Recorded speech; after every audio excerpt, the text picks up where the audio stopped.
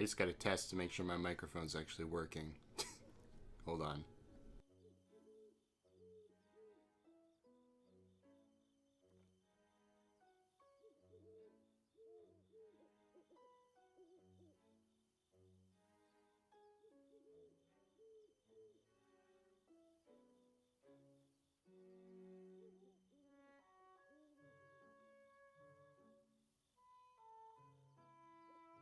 Alright, we seem to be set to go. What is that? Oh. Okay, give me one more second.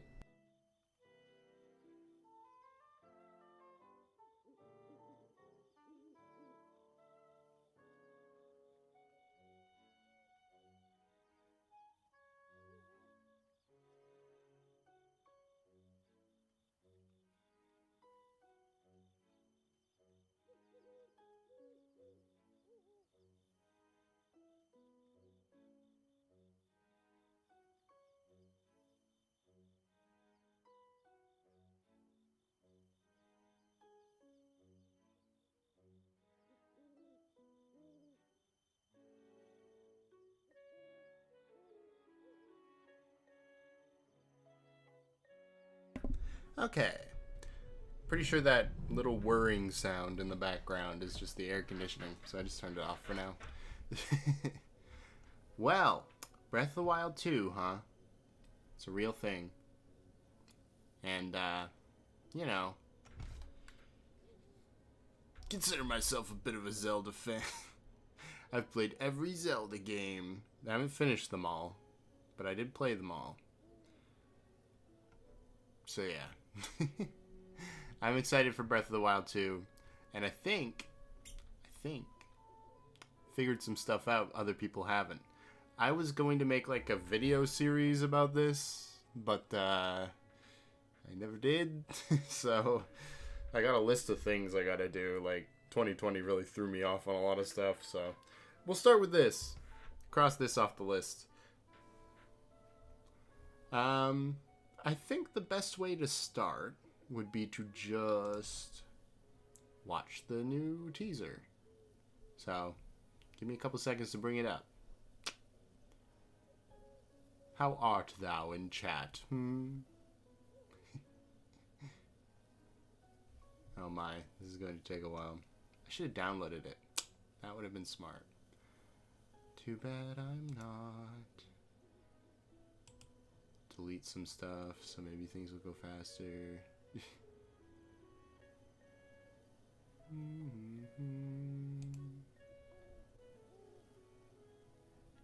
Oh, it opened.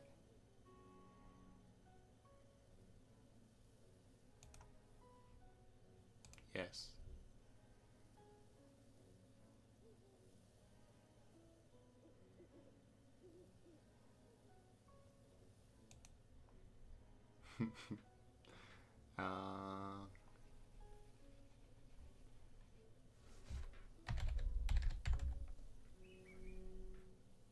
Yeah, just YouTube.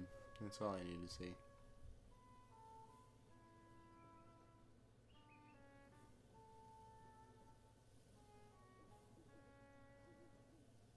Is that my computer fan? Oh boy. Oh my goodness. Reddit? I'm done with you.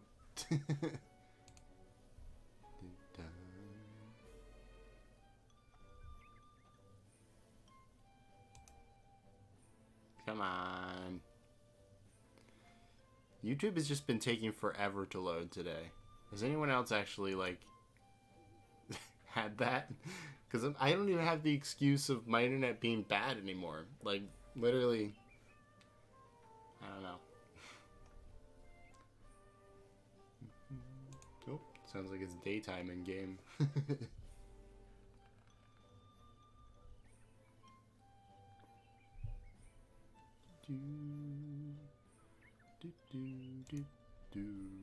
Well, it's loading. So while it's loading, let's start on something else. Would have been nice to just start with the thing, but of course, can't be that simple. So, ba-dunk, da-dunk. bonk. And bonk. There we go. Alright, so. The first thing we're going to look at, I suppose, then, will be in Gerudo. Where is it? Here we are. So this is the thing that I was originally going to make the video about, because everybody's trying to figure out who these people are, right? I think I know. Okay, there we go. Shwunk. Am I dying? I am surprisingly not dying. Perfect. Alright, so 7 heroines plus the one that's up in HEBRA, so 8 heroines. One of them is missing. That would go right here. They all have attributes, right? And they all sort of... I think it's the Gerudo text. Where is it? I think it's on the sides. Or the bottom.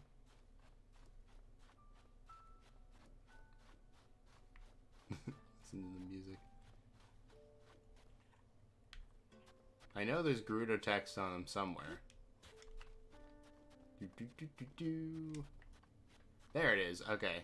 It's these little middle parts. This stuff. Which just reads over and over again. The 7 sages, the 7 sages, the 7 sages, the 7 sages. So, shockingly, the 7 heroines are related to the 7 sages. But, I hear you saying, I translated this, I forget what it was. Oh, I remember. It means pedestal. It's just pedestal, pedestal, pedestal, pedestal, pedestal. Very, very creative, Gerudo. Very, very good. But these attributes that these have don't really relate to the 7 sages we know, like from Ocarina. Like, what are they? I believe it is... There's an NPC that tells you. I have no idea where they are. For sure, there is gentleness, skill, not wisdom, intelligence, very specifically, endurance, flight, motion, and spirit, right? Those are the 7 attributes of these statues. But those don't relate to the sages. Like, that's not forest and shadow or anything like that. So what does this mean? Well, let's take them one by one. So, which one is this one? Oh, it's going to be... I forgot the whole minigame is finding them. This one's yellow, so we're going to say it's skill. Well, the most skilled race in all of Hyrule is clearly the Sheikah.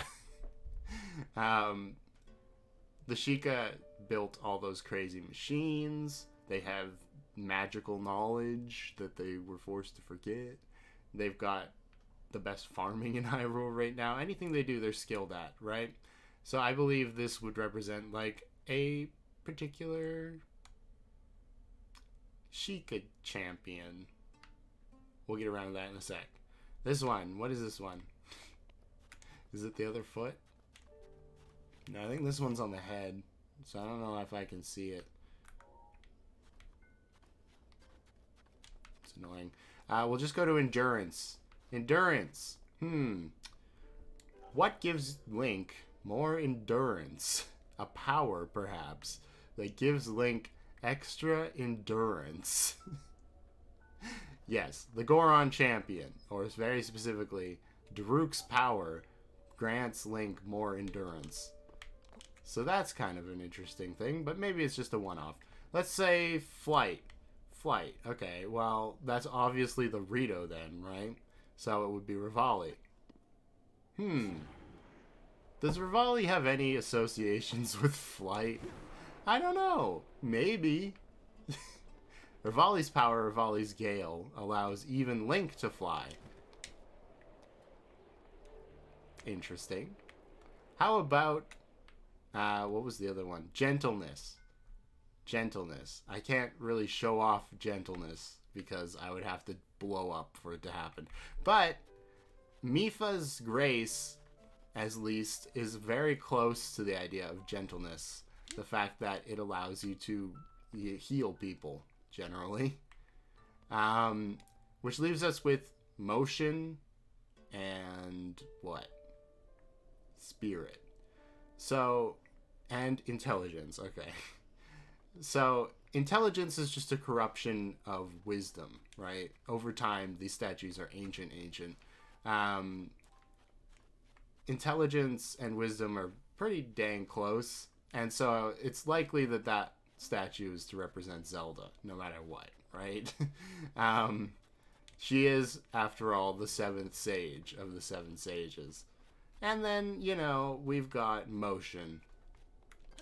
And for that, we're going back to Korok Forest. I don't know if I have what I need to do this, but maybe.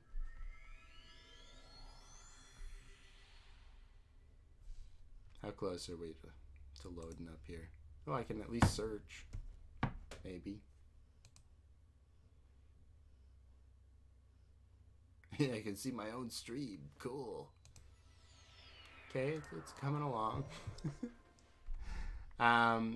Well, who could be associated with motion? Like, somebody with magic motion powers? I don't know. I don't know who that could be. Anyway, I'm gonna upgrade my, shield stash.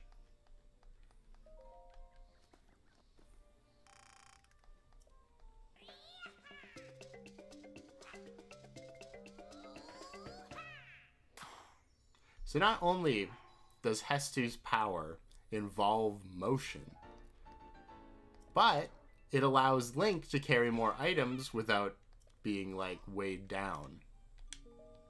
Right? Double points. Which only leaves us with Spirit, Spirit. Which you must be thinking, oh, well, the only race we haven't talked about so far that's in Hyrule is the Gerudo. So, Spirit is for the Gerudo. After all, they had the Spirit Temple and Ocarina of Time, all that stuff. No. I think Spirit is to do with Link. After all, there are 8 statues here, right? So, who's the 8th one? I think it's supposed to represent the hero.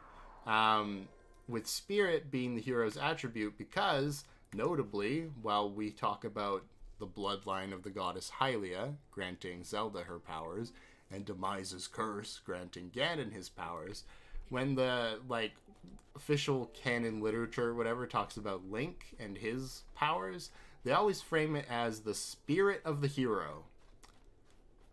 Which is interesting words, considering what we see in the Breath of the Wild teasers. Alright. It better be done, because I'm at a time here to stall. Come on. Hey, there we go. Okay. Breath of the Wild 2 teaser. Donk.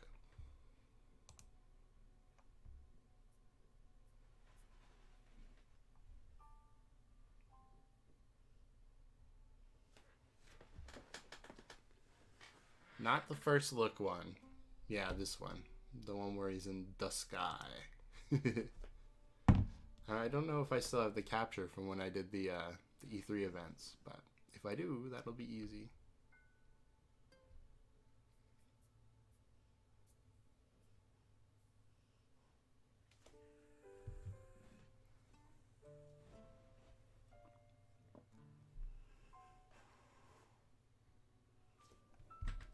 Oh man, it takes so long to load.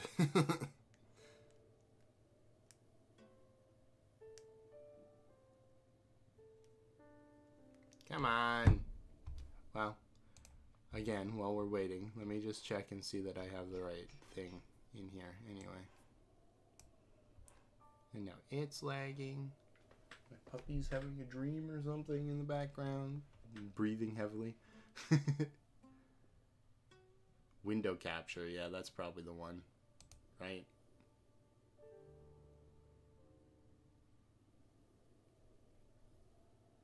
Oh, right, it's set directly to Capcom's E3, so I'm gonna have to change that slightly. Do. And of course it takes 1 billion years.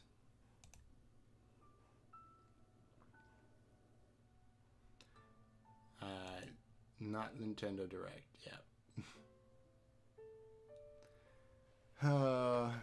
This is why I don't like Streamlabs. Everything just takes 1 billion years to load, even when I'm not streaming.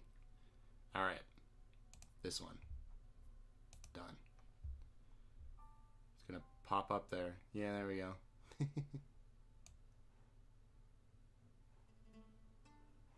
I can't even move it. Come on.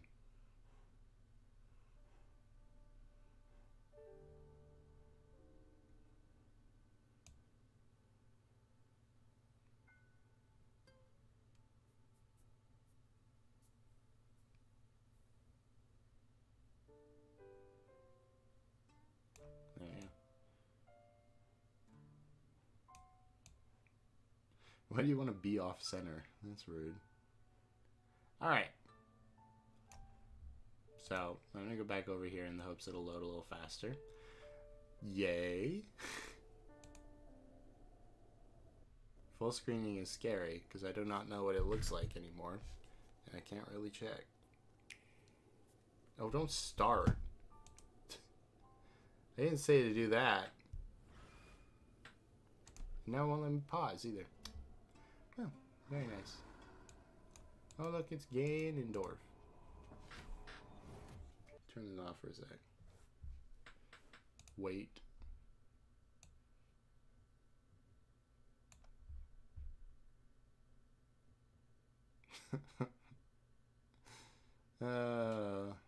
My poor little computer.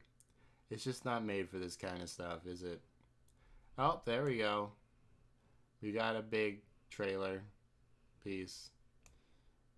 Hold on. It's trying. It's trying so hard.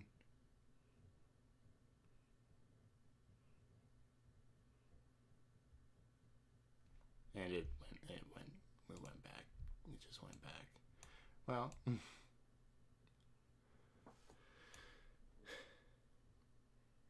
I love technical difficulties. It's my favorite feature of my streams. You know what? I'm just gonna talk about it. Can't really do much about this if it doesn't want to. Fine. Be that way. So, we see these skies revealed in the new Breath of the Wild trailer, right? It's the big thing. And, to be fair, it's pretty cool. But we got to think about a couple things when it comes to the sequel's development, right? Because we know that it started as a plan for a third DLC for this game, like Breath of the Wild 1. Which means the original scope must have been, you know, DLC sized. So I think the Skylands actually make a lot of sense with that because it's disconnected from Hyrule. You can gate the player's progress by just putting the islands higher or lower. And in that way, you'll be able to, you know, have a small linear story. I imagine it was probably going to have to do with Ganondorf from the start because, I don't know, that's like the big mystery that's left over. What happened to Ganondorf? What happened to the Triforce? So, it's not surprising that Ganondorf is like a central focal point of all the trailers. What I am interested in is where did the idea evolve from that? From where it could have just been DLC where you fight Ganondorf at the end, sort of like Monk Mass Kosha, into the full game on the scale of like Breath of the Wild. It's kind of hard to imagine, right? I'm just going to go to Rito Village because I like the music.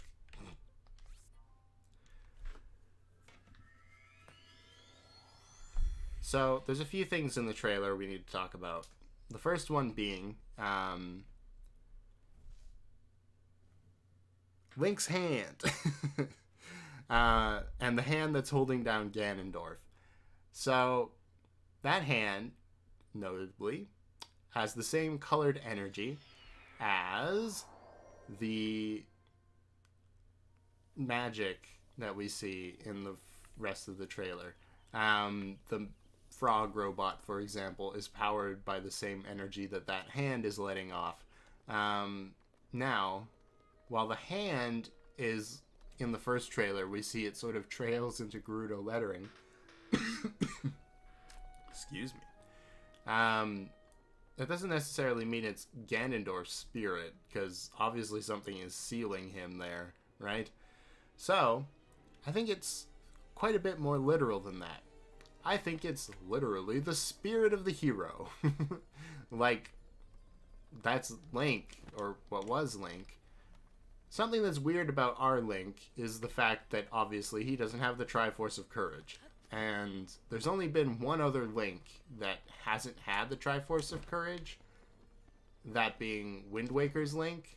And Wind Waker's Link, we know, wasn't really chosen as the hero because Hyrule was underwater. There wasn't really a hero to be chosen as.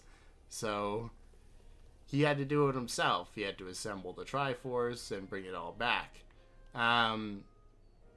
This Link, he had to go through all the shrines just to be proven worthy of the Master Sword. Not really. But you know what I mean, right? In the eyes of the Sheikah, Link wasn't really destined to be a hero, necessarily. He was just, you know, the one who could wield the sword. And really, that seems to be the fact that he's pure of heart more than anything else. We know that because he can see the dragons when no one else can other than children. The same thing with the Koroks, because they're pure of heart. Oh, I never...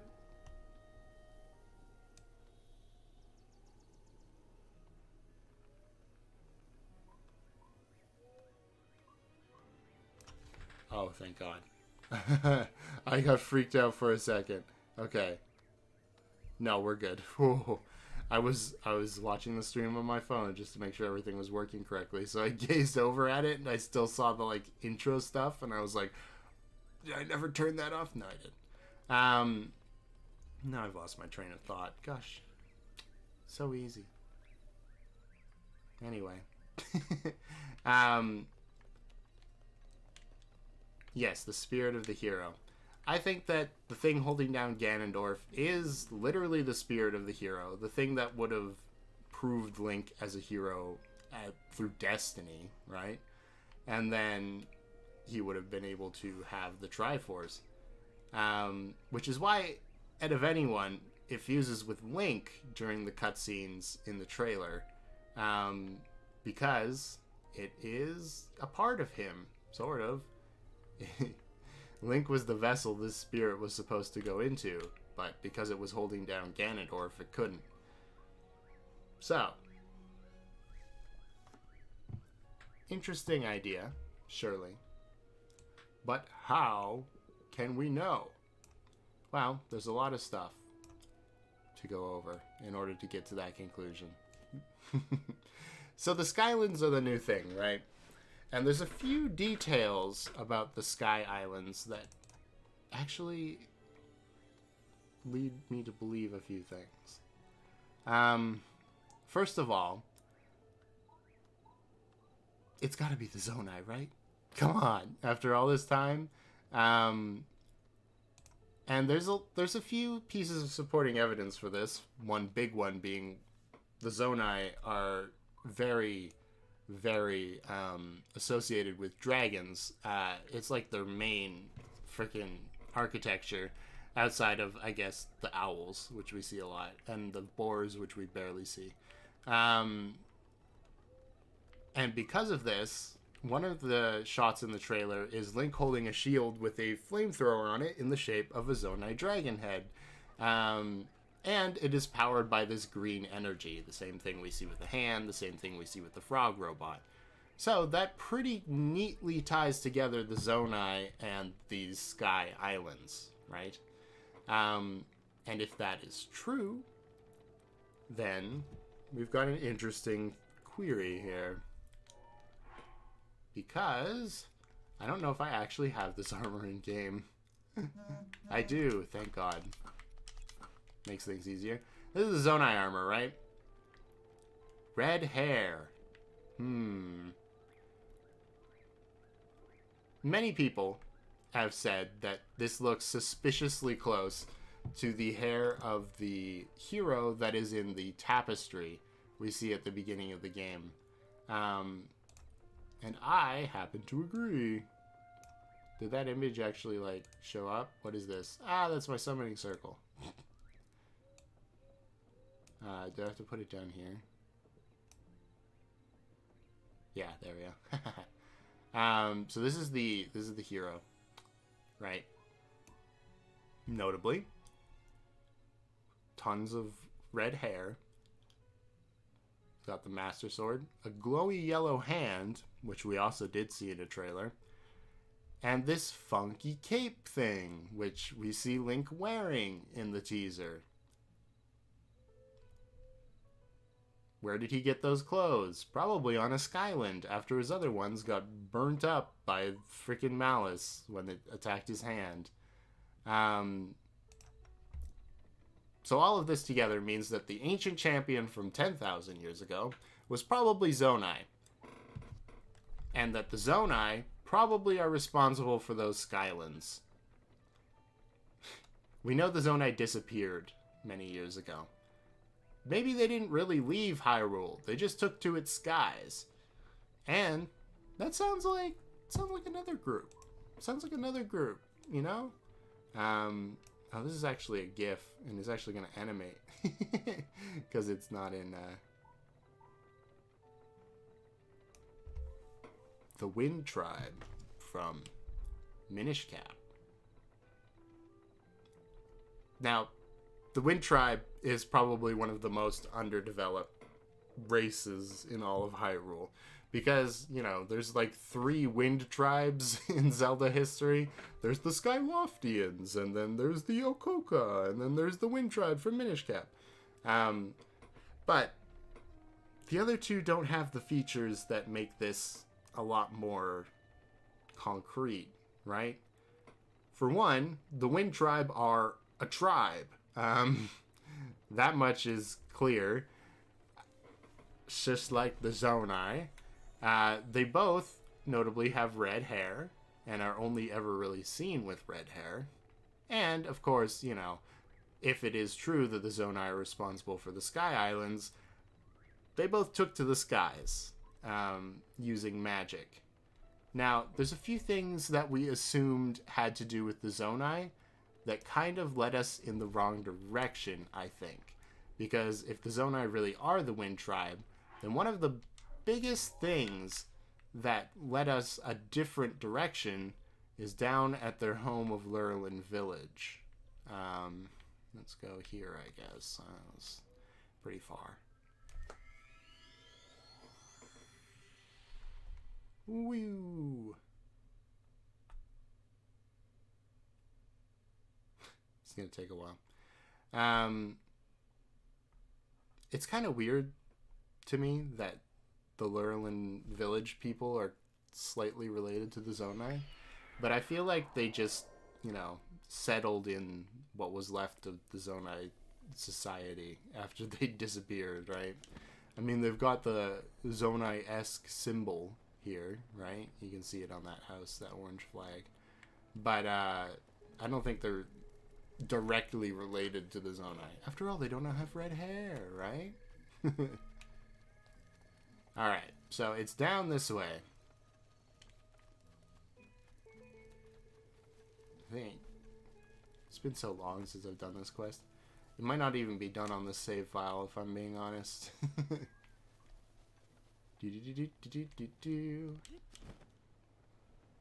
I know it's over this way somewhere.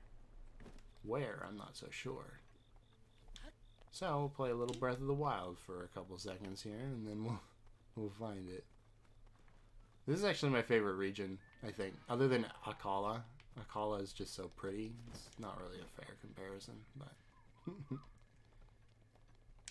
Maybe I have it in my, wrong button. There we go.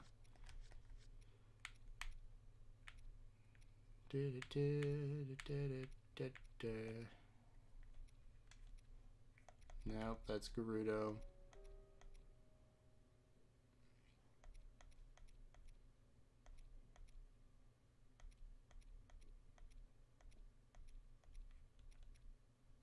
No, not Typhlo Ruins. I do not. So I haven't even been to it yet. But you guys know what I'm talking about, right? I'm talking about the freaking Mirror of Twilight. Alright? Oh my god, my dog is snoring. Rosie! Hey, it's okay. I wish I had my webcam so I could show you her reaction to that. It was funny. She just went, is this it? This isn't it. This is just a talus. Yeah. I don't know where it is. Frick. Alright, well, I've got an image with fake transparency. How could they do this to me? Hyrule, whatever I got this from. But hey, here it is. Woo, the Mirror of Twilight. Now, the Mirror of Twilight has all these little symbols on it that nobody's really been able to read. This one looks like a Gerudo symbol on the, you can't see my mouse, so I don't know why I'm saying that. But a few of them look like Gerudo symbols, but a lot of them don't. So, yeah, what's up with this? Is it supposed to be the Mirror of Twilight? No. I think, rather, what it's supposed to represent is fusing kinstones, which is a feature from the Minish Cap. And notably, just so happens to be the way that the Wind Tribe got the power to ascend to the skies. So that's another point towards the Zonai Wind Tribe thing and the fact that they're part of the Skylands. Hey, look, there's Kilton. Oh my god, I gotta get there before the sun comes up. I'm not gonna make it, but Kilton is also kind of important to this. Not really yet, but we'll go hang out with Kilton anyway. Woo. Oh, that was kind of underwhelming. Woo. All right.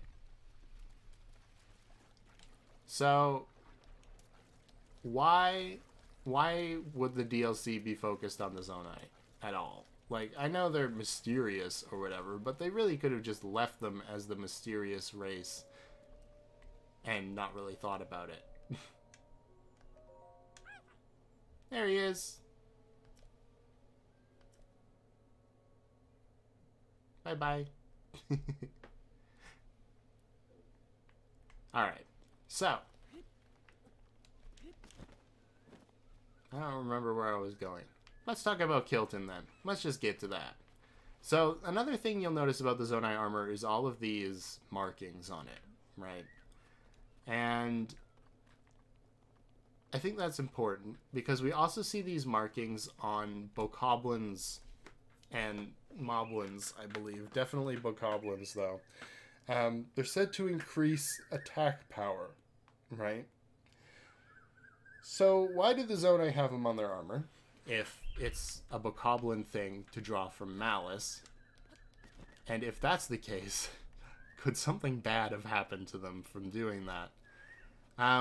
We know the Zonai, out of everyone in Hyrule, were the most obsessed, at least, with the three prevailing heroes, I guess, of Hyrule. With the God of Power being Ganondorf, the God of Wisdom being Zelda, and the God of Courage being Link.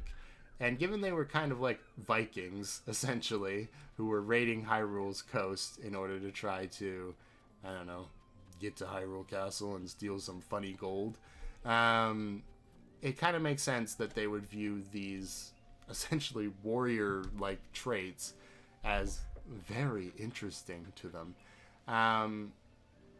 And it would make a lot of sense that when Ganondorf rose 10,000 years ago, they would be all for it. They are a warrior race, after all. That's what we know of them. So it kind of makes sense that when the god of power descended upon Hyrule, that they would side with him. What do you mean? He's a god!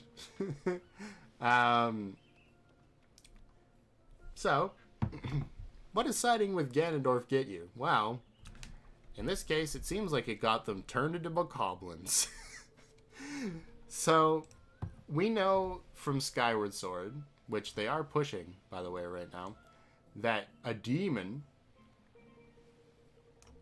can turn into a human through gratitude crystals, right? There's an implication through the little chunks of malice you can get in that game that the opposite is also true. That through... There it goes. Jeez. It's really slow. That through exposure to malice, a human could become a monster, which is the prevailing theory around what the hell Kilton is. He's a dude that's obsessed with monster parts, right? So it would make sense if long time exposure to malice caused people to turn into monsters, that Kilton would have turned into a monster at this point, and he doesn't even seem to be aware of it. The same thing could be true for the Zonai warriors. If they were drawing power from malice while they were working with Ganondorf, it would make a hell of a lot of sense that they eventually got corrupted and turned into monsters, namely the bokoblins, probably. Probably the more intelligent and strong ones. Because the bokoblins in this game are literally the most intelligent bokoblins we've seen in any Zelda game. So it would kind of make sense, especially considering Breath of the Wild is supposed to be the darkest story in the Zelda timeline, that all these enemies used to be regular people. Although they were kind of rude and trying to, like, take over Hyrule, they were still people. And not just people. They were the people of the ancient hero. These were the people that the ancient hero was fighting alongside of. And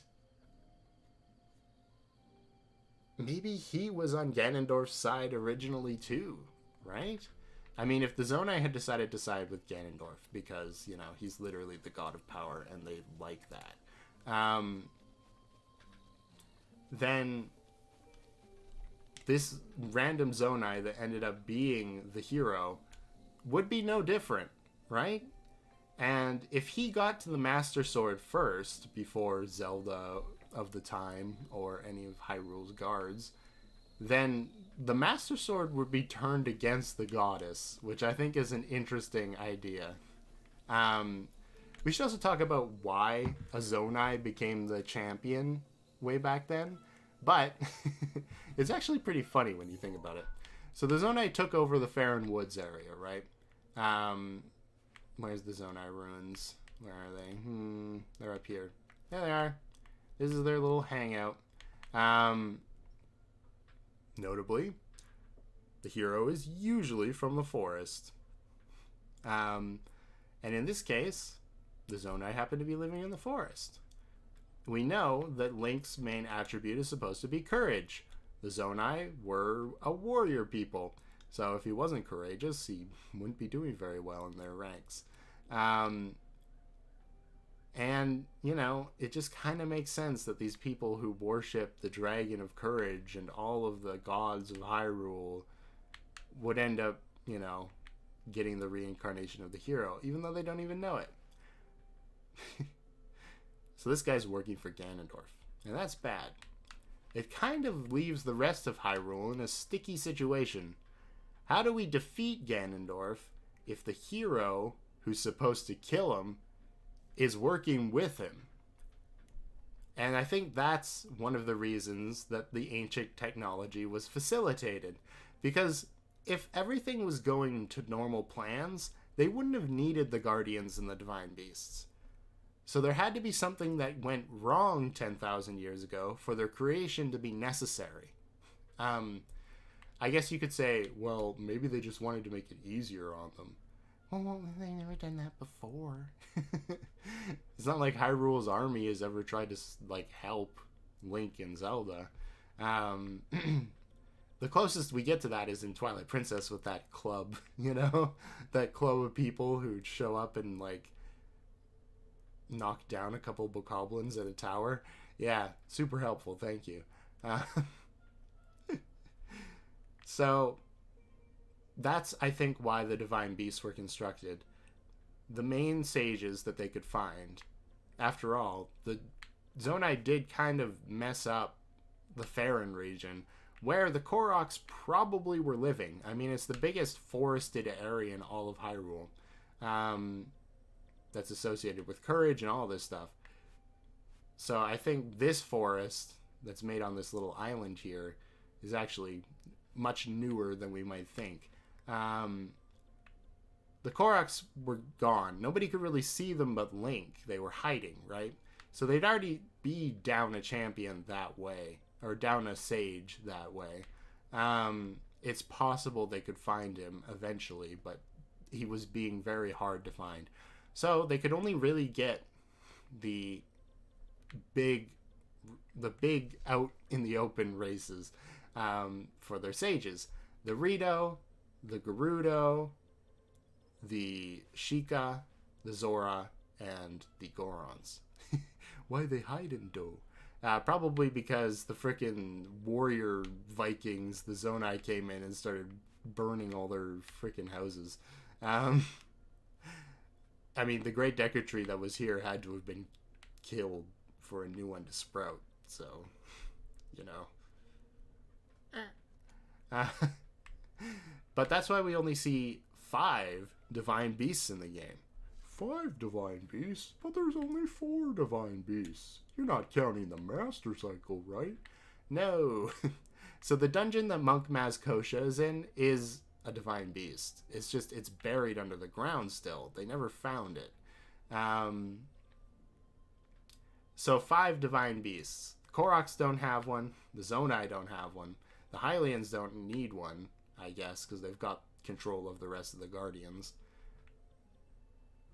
And yeah, that just sort of makes sense. So that's the state we're in right now. The hero is working with Ganondorf.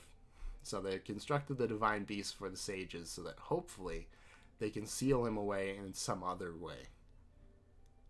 But then we see the hero come to our side. He has to eventually, right? I mean, the tapestry shows him fighting Ganondorf. And it's clearly, there's a clear reason why he might decide to do so. Because as he was fighting battles against Hyrule's army with all of his friends, he would start to see them slowly be corrupted by malice, start growing fangs and horns. And he'd be like, yo, Ganon, can we, like, cut this out? What are you doing to my friends? And Ganondorf, of course, is just like, yo, it's the natural path of following power, or whatever. They're growing more powerful by the day. And the hero doesn't like that, obviously. His friends are all turning into bokoblins. So he decides, well, I guess we were wrong. We gotta follow the matriarch, I guess, of Hyrule. I gotta go talk to Zelda. And although it probably doesn't go well at first, mirroring Link and Zelda in Breath of the Wild's memories, eventually they decide, okay, fine, we'll work together. And now Link can see the Koroks. We've got everything figured out. We can go back to normal. We've got all the sages. We've got Link and Zelda. Now we just gotta kill Ganondorf. There's a problem with that, though. Ganondorf sees what's happening, and he's like, well, I can't let this happen. So he goes to Gerudo. Now, I haven't talked about the Gerudo Sage at all yet, other than the fact that, you know, they existed back in the day. The reason for that is because I don't think they actually fought Ganondorf. At least not in the end. Weirdly enough, out of all of the divine beasts, there's only one that has a mythical artifact that can disable its main powers. The Thunderhelm. What facilitated the creation of the Thunderhelm? And it's clearly shaped after Divine Beast Von Naboris' face. So why? Well, either through mind control or just convincing the Gerudo champion to work with him. I think way back in the day, the Gerudo Sage actually turned against Hyrule at this point. This isn't completely unheard of either. I mean, the only other real Gerudo Sage we've ever had has been Nabooru, who got mind controlled and started working for Ganondorf.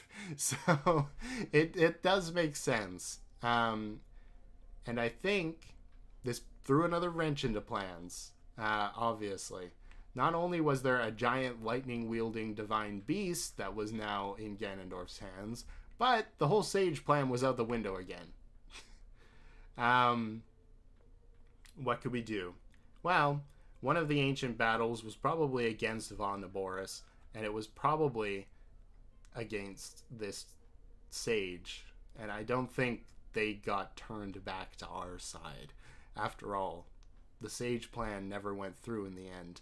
So I think maybe even through like Sheikah assassins, we talk about that a lot, the fact that the ancient arrows are actually knives. Gerudo Sage went down. And the Gerudo Sage is the one that's supposed to be depicted at the 8th heroine, which that is not the 8th heroine, but, you know. There's one attribute that's central to Hyrule that isn't represented in the heroines at all. So we have Spirit representing the hero, and we have Wisdom representing, you know, Zelda. And we have attributes representing every other race, except for the Gerudo. What are the Gerudo known for? Power. I mean, look at this. That is the power to one-shot a ton of enemies in the game. And, you know, it was a offensive magic power in Zelda 2. It just makes sense that the Gerudo attribute would be power. After all, Ganondorf is a Gerudo. So I think that's the missing attribute from the 8th heroine. And I think the 8th heroine was a betrayer sage who got killed. So this all leads up to the climactic battle. I don't know why I got did I get rid of it, or is this it? This is it. All leads up to this moment, right?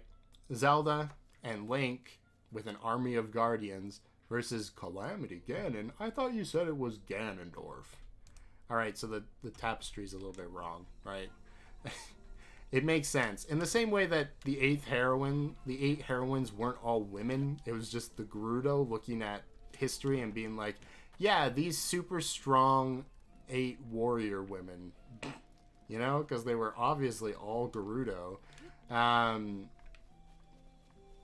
In the same way, Hyrule now, think about 10,000 years. Our written history doesn't even go back that far. Maybe it does. I don't know. But that's very long ago. Just think about that. 10,000 years ago. I know when we talk about the dinosaurs, we're like, yeah, 2 billion years ago. And it doesn't seem that long because, you know, it's just a number. But when you really think about it, oh my god. That's like, what? 1,000 lifetimes? Oh god. So, it makes sense that some of the details got a little fudged. After all, Impa in the cutscene doesn't even say the history of Hyrule's royal family is the history of Ganondorf. It's the history of Calamity Ganon, which they've only fought twice. And that was including the one they hadn't even done yet. So, Yeah, I think the history got a little bit fudged. I think this was a battle against Ganondorf, but it was the rise of Calamity Ganon. Because the hero, notably not a Hylian, and not really in the whole trends of the time, wanted this all to stop. He wanted to stop the cycle. And there was one way he could do it, using his Zonai magic. After all, Zonai have a bunch of magic we don't really know much about. So, instead of using the Master Sword to strike Ganon down, he grabbed Ganon and sealed him himself. And what that meant for them was that they were basically frozen in time. Now, the hand, as we see in the trailers, actually has the ability to manipulate time. We see it reverse time on that metal ball during the second trailer. And we see the main power, which is to fly up into the Sky Islands, is basically a reversal of time on some water. So basically, holding Ganondorf stuck in time with their bodies decaying or whatever.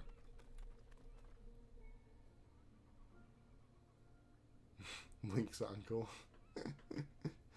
I mean, Link's uncle is clearly the most important character in this entire thing because he was the one who taught him how to do Zonai magic, right? Link?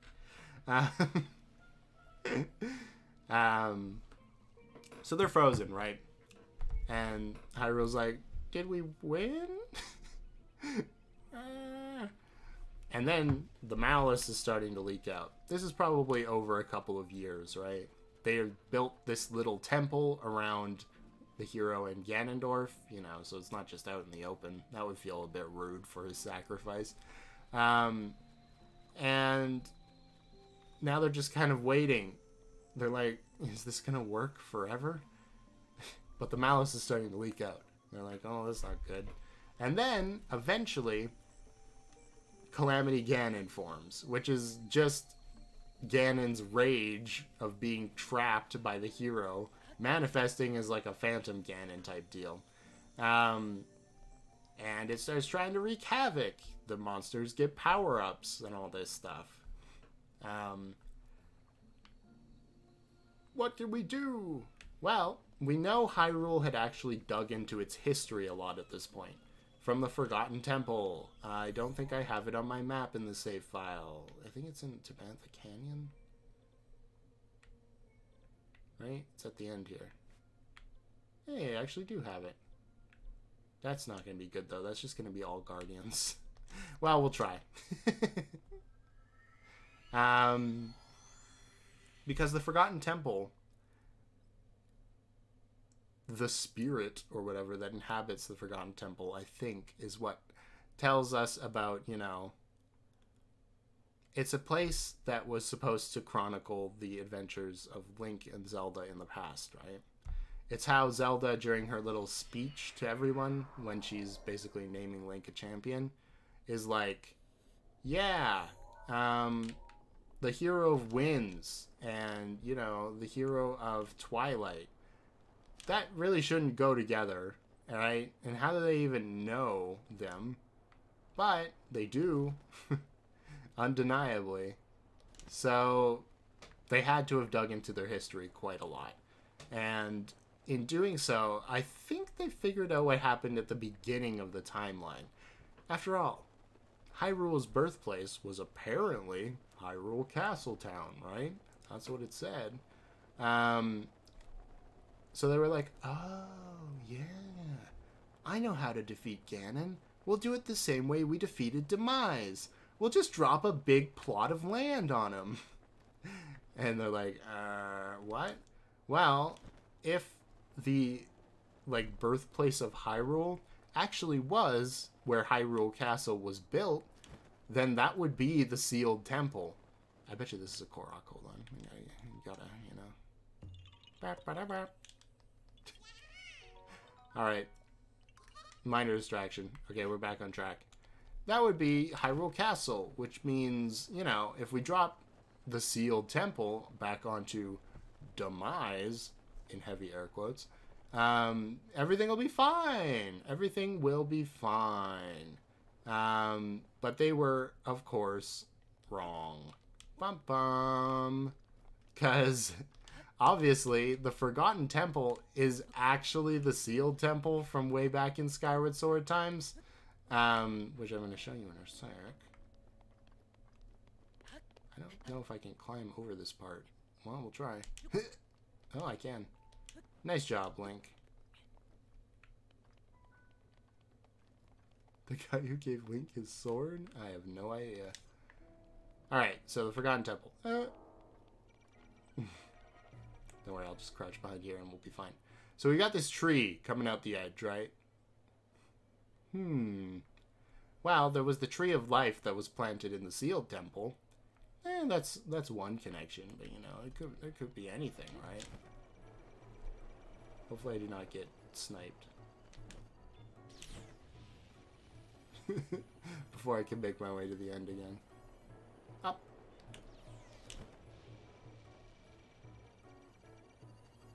Up.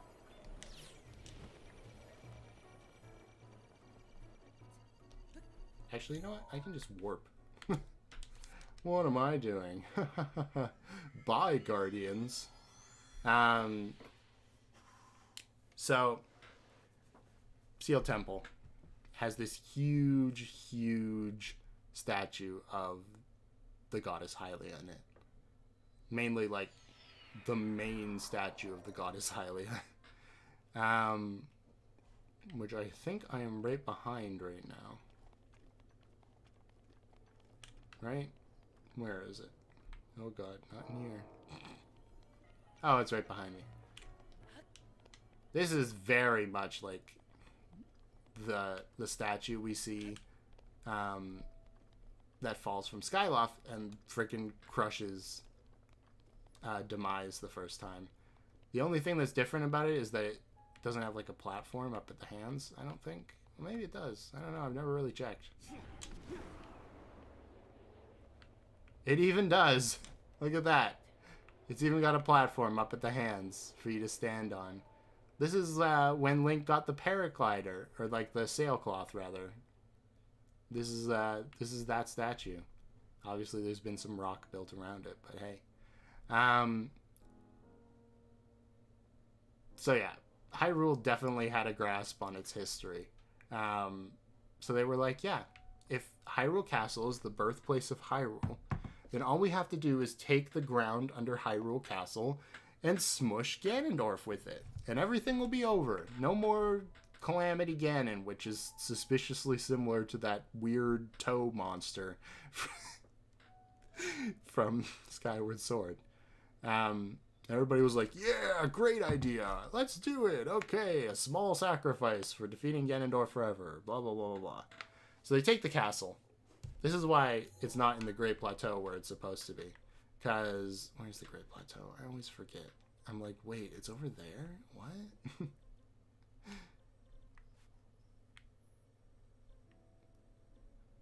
I actually have no idea. It's here, right? No? Well, this is embarrassing. It's only the first place you see in the entire game.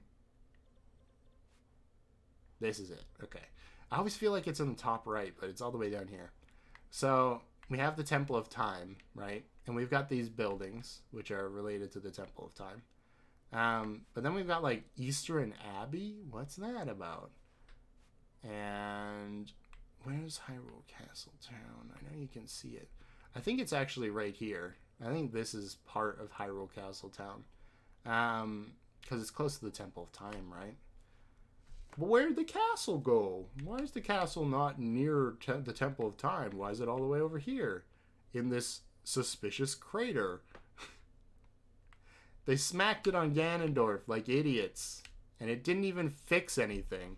Just bottled it up. They put a bottle cap on Ganondorf. And Calamity Ganon's rise, 100 years ago now, was essentially the bottle cap breaking off. And that's why Hyrule looks like it does, essentially. I think that's pretty much everything I wanted to touch on, other than maybe more evidence that the Wind Tribe and the Zonai were connected. Oh, here's the Zonai symbol, which they totally stole from the Kokiri, like the Vikings they were. Because if I like flip this, which is going to be harder than it should be because everything is laggy right now. Where is it? I guess it might be in filters. No. No, it is not. Whatever. You get the idea. If you put the point down, it looks a lot like the Kokiri symbol, which I think is funny because that means they freaking burned down the Kokiri forest and were like, this is our symbol now because this is our place now. And nobody even knows. It's very sad. So, who are the current day sages? Because I imagine Breath of the Wild 2 is going to focus on sort of bringing back the history of Hyrule. Well, let's start from the top. Korok Sage. It's obviously Hestu. Motion is the attribute. Hestu's dancing and his ability to let you carry more correlates with that way too strongly for it not to be true. Yonobo. He's the son of a champion, which are basically sages. And he has Daruk's protection, which is endurance powers. So he fits the quality of endurance. What about the Sheikah? What about the Sheikah? What about a Sheikah Sage? What about that? I think the Sheikah actually are down here. I always forget. Well, it's Paya, right? Well, actually, it's Impa.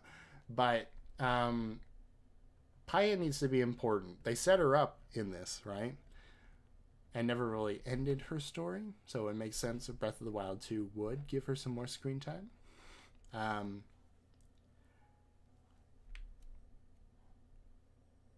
But Impa has to die first. I'm sorry, but Impa's gonna die in the intro to Breath of the Wild 2. I know it's sad. Impa's like Link and Zelda's mom, essentially, at this point. But that's exactly why she's going to die.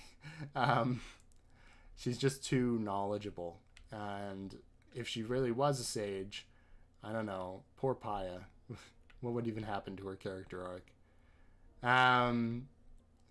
That yay message is that's really something. What about the Zora? Well, it's Sidon, obviously. I really like the concept of this giant hulking shark man whose magical ability is healing. That's actually really good. I like that a lot. And then we go all the way around to the Gerudo, which is obviously Riju, descendant of Urbosa. I almost said Naboris. That's not right. Descendant of Urbosa. She's probably got unawakened power. So yeah, it'll be interesting for her to grapple with the fact that her ancient ancestor was definitely a betrayer. For the Rito, it's got to be Teba, which is kind of weird because out of all of the sages, he's like the only one that's completely unrelated to the previous champion, that being Rivali. But using Rivali's Gale for him makes a lot of sense. He's probably got like a broken wing or something in the game maybe, and he has to learn to fly using Rivali's Gale. Something like that. Give him some more screen time at his son. That would make sense. And then there's Link and Zelda, and that's it. So those are the characters we're going to be focusing on. And I think we're going to have regular temples. I'm really hoping we have regular temples. Please. The shrines are noticeably gone in both trailers so far, so that's a good sign that dungeons will be returning, but you never know.